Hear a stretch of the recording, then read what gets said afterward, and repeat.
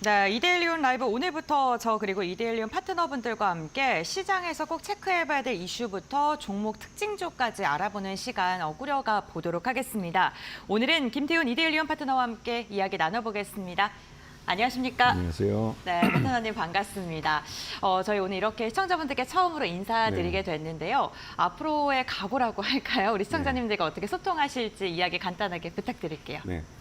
그 시장에 있어서 기본적 분석과 기술적 분석이라고 기본적으로 사람들이 이제 투자를 하실 때 많이 공부를 하시는 부분이 있습니다. 근데 이게 이제 그 기본적 분석 같은 경우는 대부분 좀 거시경제나 이런 경제학 원론 같은 얘기들을 많이 하시기 때문에 좀 어렵게 느끼시고 그 대신 이제 차트를 갖고 하시는 기술적 분석을 많이 이제 이용하시는 분들이 많습니다. 하지만 시장은 결국은 기본적 분석에 의해서 그 기업의 내재 가치가 주가로 표현되는 것이기 때문에 기본적 분석을 제대로 공부하신 분들은 시장의 큰 흐름을 따라서 투자하실 수 있고 그러한 흐름을 제가 패스파인더가 돼서 여러분과 함께 찾아가는 그런 길잡이를 앞으로 해드릴 것입니다. 네, 알겠습니다. 기태훈 파트너님께서 우리의 또 길라잡이가 돼주신다고 하니까 궁금하신 점 편안하게 여쭤봐 주시면 너무나도 좋을 것 같습니다. 이 답답한 내 계좌 그리고 시장 속에 조금 더 편안한 해결책을 원하고 현명한 투자 전략 함께 공유하고 싶으신 분들 저희가 실시간으로 이야기 나누면서 해결책 제시해드리고 있는데요. 이데일리 TV 지금 저희 실시간 채팅창을 통해서 이야기 나눠보실 수가 있습니다. 궁금하신 점 인사도 좋고요. 안부도 좋습니다. 편안하게 여쭤봐 주시면 너무나도 좋을 것 같습니다. 그럼 저희 파트너님과 함께 조금 더 본격적으로 시장 이야기 나눠보도록 하겠습니다. 오늘 시장 정말 긍정적인 게 외국인이 선물 시장에서 강한 매수세가 유입되고 있고 반도체를 중심으로 수급이 긍정적으로 잡히고 있다는 점입니다. 파트너님께서 오늘 시장 어떻게 바라보고 계신지 우선 간략하게 들어볼까요? 네. 일단 시장에서 지난 주말 사이에 나온 뉴스들이 시장에 많은 관심을 받고 있습니다. 특히나 이 남북한 간의 이제 이 남북 긴장 문제가 한반도 지정학적 리스크로 우리 시장을 억누르는 요인이 되고 있는데요.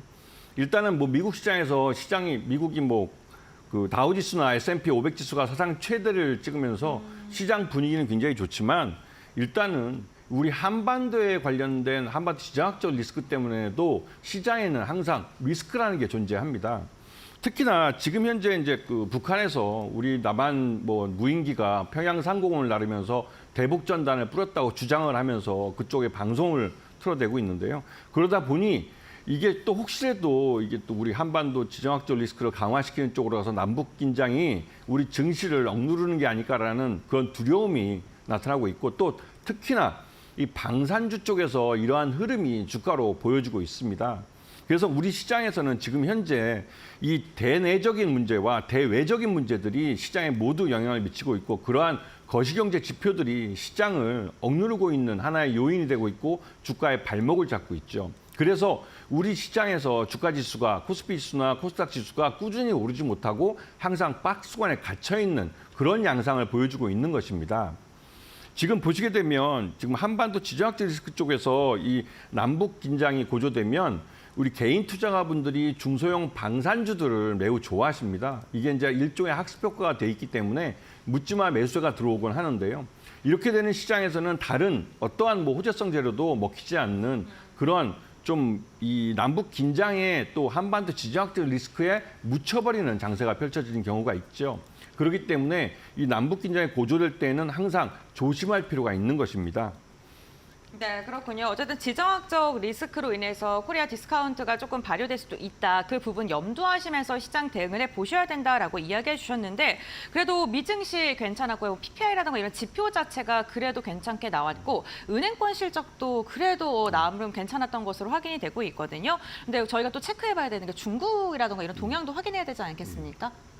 지금 보시게 되면 미국 증시는 다우지수도 그렇고 S&P 500 지수도 그렇고 사상 최고치를 달고 있습니다. 그런데 거기에 비해서 우리나라 증시는 그렇게 오르지 못하고 있는 상황이죠. 네, 이게 확실히 우리 증시와 미국 증시가 디커플링 되고 있는 것인데요. 이거는 대표적으로 기업들의 실적에서 큰 차이를 보여주고 있기 때문에 그렇습니다. 미국은 이 지금 현재 금리 인하를 통해서 꾸준히 시장에 자금을, 그러니까 돈을, 유동성을 밀어주고 있고 그 유동성이 주가를 밀어올리고 있는 상황이죠. 하지만 우리 한국은행은 아직까지 금리 인하 시점을 못 잡고 있는 상황입니다. 이게 미국 시장과 우리 시장의 가장 큰 차이를 나타내주고 있는 것이죠. 또한 아울러서 우리에게는 우리 한국은 이 내수 시장이 굉장히 작습니다. 그래서 지난 30여 년 동안 중국 시장을 하나의 내수 시장이면서 또 한편으로 우리들의 공장으로 만들어 왔었죠. 그런데 이 중국 시장에서 최근 들어서 중국이 경기 침체에 빠져들면서 우리 기업들도 실적이 굉장히 어려웠습니다. 그런데 최근 들어서 중국 정부가 대규모로 한 180조 원 규모의 경기 부양책을 내놓고 이번에도 대규모 국채를 발행해서 경기 부양을 하기 위한 자금을 마련하겠다고 나서고 있습니다.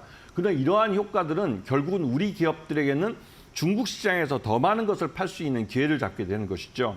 또 한편으로 TSMC가 시총 1조 달러에 지금 육박하고 있습니다. 이것은 이 인공지능 AI 반도체에 대한 꾸준한 수요가 있다는 것을 보여주고 있고 여기에 관련된 반도체에 대한 투자가 꾸준히 이어진다는 것을 말해주고 있죠.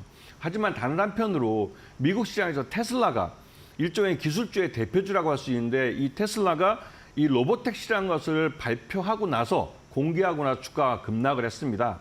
그것은 이 인공지능, 그러니까 자율주행이라는 이런 그 기술이 아직까지는 3단계 정도에 머물러 있고 우리가 진정한 의미의 이 자율주행이라고 부를 수 있는 5단계까지는 아직 많은 기술적 난제가 있다는 것을 보여주고 있기 때문에 그런 것이죠. 네, 알겠습니다. 중국적인 국채 발행이라던가 이런 금융 완화적인 통화 정책을 우리 시장에 대해서 영향을 좀 지속적으로 미치고 있는데 가장 중요한 게 TSMC 그리고 삼성전자, SK하이닉스 이러한 여러 가지 기업들의 상황이 각각 좀 처해진 상황이 다르기 때문에 우리 지수단에 좀 발목을 잡히고 있다라고 언급을 해주신 것 같습니다. 이렇게 시장의 부분을 좀 이야기를 나눠봤고요. 이제부터는 개장하고 나서 우리 시장에서 눈여겨볼 섹터라던가 특징주에 대해서 이야기를 조금 더 자세하게 보여야 될 것 같습니다. 우선 가장 먼저 오늘 시장에서 눈여겨보고 있다는 섹터에서 어떤 게 있으실까요? 뭐 역시나 우리 그 한강 작가님의 이 네. 테마가 뭐 네. 한강의 기적이라는 말을 완벽합니다. 한 것처럼요. 네. 이 노벨 문학상을 타면서 실제로 이 책과 관련된 이 온라인 서점을 하는 네. 예스24 같은 경우는 벌써 이틀 연속 상한가를 치고 있고 예스24의 최대 주주인 한세 예스24 홀딩스라는 회사는 지분법 수혜를 받기 때문에 또한 급등세를 나타내고 있습니다. 그리고 아울러서 여기 보시게 되면 다산 네트워크스라는 회사가 있는데요. 이 회사는 이 한강 작가님의 책을 주로 출판하는 회사의 이 물류를 담당하는 회사입니다. 이게 다산 네트워크스라는 회사를 통신 장비 회사로 기억하시는 분도 있겠지만 이 물류 사업을 새로 하고 있었는데 이게 제대로 타이밍이 맞은 것이죠. 또한 아울러서 이 밀리의 서재라는 이 회사도 상장돼 있는 회사인데 이 회사는 온라인 컨텐츠 유통 회사로 실제로 이 회사는 이 한강 작가님의 이런 그 온라인 서전 그 책을 이 유통하는 그 계약을 맺기도 했습니다. 그래서 실질적으로 이 수혜를 받는 업체들이죠. 또한 아울러서 유리기판 테마주가 시장에서 강세를 나타내고 있는데요. 이 우스갯소리지만 유리기판은 아직 네. 만들어지지 않고 개발되고 있는 기술입니다. 하지만 이 유리기판은 인공지능 AI가 네. 이 발전하면 할수록 이 유리기판의 수요성이 굉장히 많아지고 있죠. 그렇기 때문에 유리기판을 투자하는, 유리기판을 개발하겠다는 SKC나 HB 테크놀로지 같은 이런 회사들은 시장에서 각광을 받고 있습니다. 아울러서 로봇 테마주가 또한 강세를 나타내고 있는데 이 부분은 테슬라가 옵티머스라는 이족 보행 로봇을 만들겠다고 또 이것을 상업화하겠다고 얘기했고 2025년에 시장에 내놓겠다고 했는데요. 실제로 가능할지는 모르겠지만 워낙 이 일론 머스크가 이런 말을 잘하기 때문에 시장에서 이게 좀 먹히는 것 같습니다. 그래서 우리 시장에서도 이족 보행 로봇과 관련된 로봇들 그리고 특히 이제 레인보우 로보틱스 같은 경우는 최초로 이족 보행 로봇을 개발도 했고 판매도 해본 회사입니다. 지금은 삼성전자가 이제 최대주로 있는데요. 이 레인보우 로보틱스가 또 시장에서 관심을 받고 있고 로보스타나 SPG, 에브리복 같은 로봇들도 시장에서 관심을 받고 있는 상황이죠. 그리고 반도체 장비주들도 역시나 이 유리기판 테마주와 함께 인공지능 AI에 지금 수혜를 보고 있기 때문에 이런 쪽에서 시장에서는 관심이 많아지고 있는 상황이죠. 그리고 마지막으로 앞에서 잠깐 말씀드렸지만 한반도 지정학적 리스크가 강화되면 개인 투자자들은 학습 효과가 되어 있기 때문에 중소형 방산주에 관심을 가진다고 말씀을 드렸습니다. 네. 그렇게 해서 이 한일 단조나 휴니드, 한화 에어로스페이스 같은 회사들을 많이 사긴 하는데요. 한화 에어로스페이스는 우리 한국의 럭키드 마틴이라는 말을 부를 정도로 우주부터 육해공뿐만 아니라 이제 바다까지도 이제 잠수함까지도 만드는 이런 한화 에어로스페이스는 뭐 말 그대로 우리나라를 대표하는 그 무기 수출 회사가 되고 있죠. 그런데 실제로 이 방산 이 테마주 쪽 이쪽 그 한반도 지정학적 리스크가 강화되면 오히려 개인 투자자들이 선호하는 중소형주들이 아주 강한 모습을 보입니다. 특히나 한일 단조 같은 경우는 네. 이 군 포탄에 들어가는 이 단조 쪽을 사업을 하고 있는데요. 이쪽이 굉장히 큰 그 시장이기도 하고 요번에 그 러시아와 우크라이나 전쟁에서 그 155mm 포탄이 그 네. 굉장히 이슈가 됐는데요. 거기에도 이 한일 단조가 그 역할을 어느 정도 하고 있죠. 네. 그런 부분들을 잘 보시면 시장의 큰 흐름 속에서 개별 종목들에게 기회가 있다는 것을 보시고 이 시장의 흐름을 따라서 즉 기본적 분석을 통해서 시장을 분석하시고 그 안에서 내가 투자할 종목들을 찾고 또 찾은 종목에 대한 신뢰감을 가져가시면 충분히 장기 투자를 통해서 큰 수익을 가져가실 수 있을 겁니다. 네, 굉장히 든든한 말씀해 주셨는데요. 특히나 최근 시장이 삼성전자가 좀 부진하면서 지수단에서 2,600에서 굉장히 지지부진한 움직임을 가져갔습니다. 그렇기 때문에 섹터별 순환매가 빠르게 돌고 있고요. 좋은 섹터를 선점하는 게 무엇보다 중요한 일이기도 한데요. 우선 지금 출판 관련돼서는 한강 이슈를 말씀을 해주셨는데 오늘 여전히 좋고 특히나 온라인 관련해서 밀리의 서재 언급을 해주셨는데요. 우리 시청자분들께서도 댓글을 남겨주셨는데 채식주의자를 이북으로 구입을 했대요. 아무래도 오프라인에서 구매하기가 어려우신 분들은 이북으로 구매하신 분들도 많아서 오늘 관련해서 좀 시세를 분출하고 있는 것 같습니다. 그다음 유리기판에 대한 이야기 해주셨는데 아무래도 반도체 장비라던가 삼성전자가 오늘 또 외국인 수급 들어오고 있지 않습니까? 그렇게 돼서 아랫단으로 조금 밸류체인 하단 쪽으로 퍼지게 된다면 유리기판에 대한 수급도 긍정적으로 이어질 수밖에 없을 것 같다는 기대감이 나올 것 같은데 유리기판 관련된 기업들 조금 더 자세하게 알아볼까요? SKC 같은 경우에는 좀 어떻게 바라보고 계십니까? SKC는 네. SK그룹 내에서 네. 예전엔 필름을 많이 만드는 회사였습니다. 네. 하지만 이 필름 사업을 이미 매각을 하고 이 유리기판 같이 소재 쪽이나 이런 쪽에 투자를 하고 있는 회사죠. 네. 그래서 이 SKC 같은 경우는 지금 당장은 사업 구조조정 때문에 비용을 처리하는 것 때문에 약한 모습을 보이지만 장기적으로 봤을 때 SKC는 이 유리기판이나 새로운 전기자동차 쪽에 들어가는 이런 핵심 소재들 이런 쪽을 개발하면서 사업을 넓혀갈 가능성이 높은 회사라고 볼 수가 있습니다. 네, 그렇군요. SKC 이야기해 주셨고 로봇과 방산된 이야기도 나눠보면 좋을 것 같은데요. 로봇 테마에서 테슬라 이슈를 이야기해 주셨어요. 특히나 이 테슬라가 지금 여러 가지 이슈로 엮여 있는데 옵티머스와 관련돼서 이족 보행과 관련해서 그 모멘텀으로 레인보우 로보틱스가 최근의 흐름이 그래도 좀 긍정적으로 움직임을 가져가고 있는 상황입니다. 레인보우 로보틱스가 그러면 로봇 대장주라고 지금 보고 계세요? 네, 이 레인보우 네. 로보틱스는 삼성전자가 투자를 해줬고 또 네. 장기적으로 이족 보행이라는 가장 첨단 로봇을 만들고 있습니다. 그리고 향후 시장은 이 공장에서 산업용 로봇 쪽으로 가는 것이 아니라 서비스 로봇이라고 해서 우리 가정마다 자동차 한 대가 있듯이 네. 가정마다 로봇을 한 대씩 도입하는 그런 시장으로 변해갈 겁니다. 그럴 때 레인보우 로보틱스는 이미 준비된 회사로서 이 수익 면에서도 그렇고 성장성이라는 면에서도 굉장히 밝은 회사라고 볼 수가 있는 것이죠. 제가 그 로봇 관련돼서 좀 궁금한 게 있는데요. 이 레인보우 로보틱스 같은 경우는 삼성과 연관이 되어 있고 LG와 협업하는 기업도 있고 현대와 협업하는 기업들도 있잖아요. 그러면은 삼성과 관련된 기업들이 가게 된다면 다른 대기업들도 좀 적극적으로 사업을 영위하고 있는데 그 관련된 기업들도 가지 않을까 싶거든요. 네. 그 하단에 있는 다른 기업들도 보고 계신 게 있으세요? 네.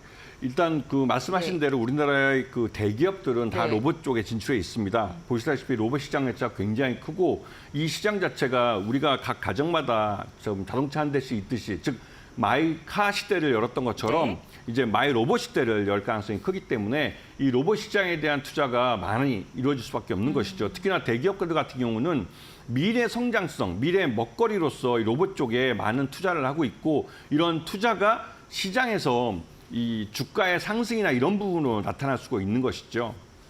네, 알겠습니다. 대기업과 협업을 하고 있는 로봇 관련 기업들을 눈여겨보는 것도 좋겠다라고 이야기해 주셨습니다.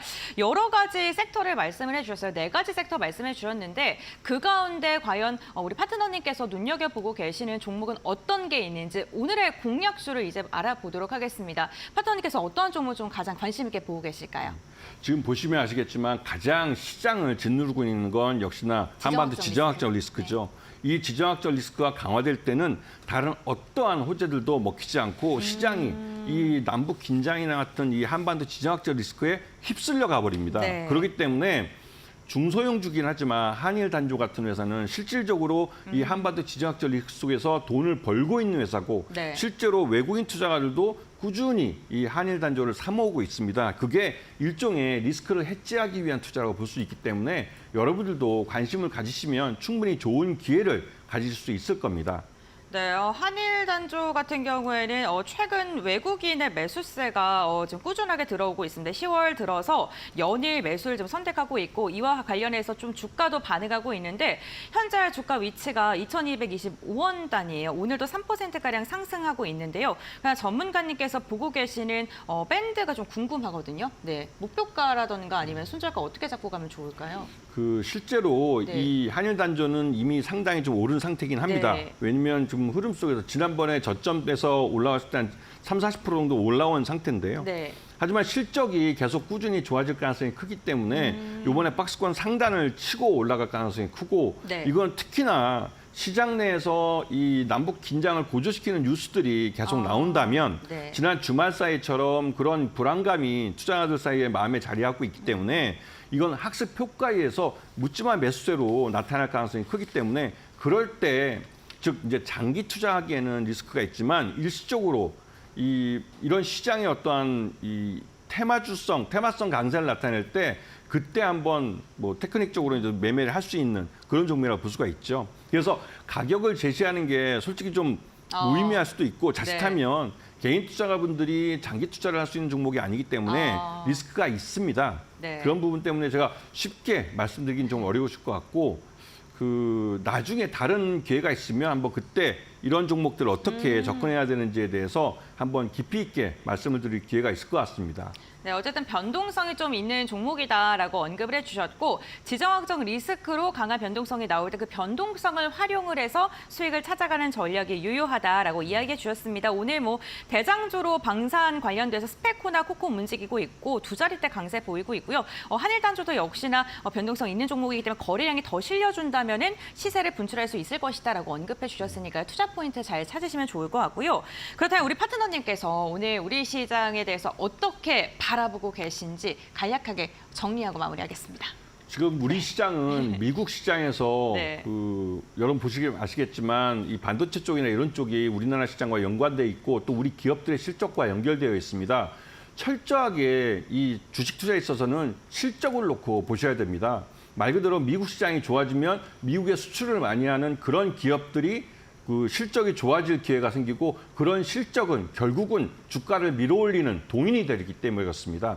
그래서 지금 시장에서 이 한반도 지정학적 리스크가 강화되면서 뭔가 좀 불안하고 그런 마음이 있지만 그 속에서 길게 보시면 반도체 장비주들이나 또 아까 말씀드렸던 유리기판주 같은 향후 먹거리가 있는 즉 실적이 좋아질 수 있는 종목들이 분명히 있다는 것을 분명히 인지하시고 시장을 바라보시는 게 좋을 것 같습니다. 네, 알겠습니다. 실적이 받쳐주는 종목을 중심으로 해서 포트폴리오를 잘 꾸리게 된다면 우리도 이러한 시장에서 선방할 수 있다라고 투자 포인트 짚어주셨으니까요. 참고해 보시면 너무 좋을 것 같습니다. 오늘 말씀은 여기서 마무리하도록 하겠습니다. 고맙습니다. 네, 고맙습니다.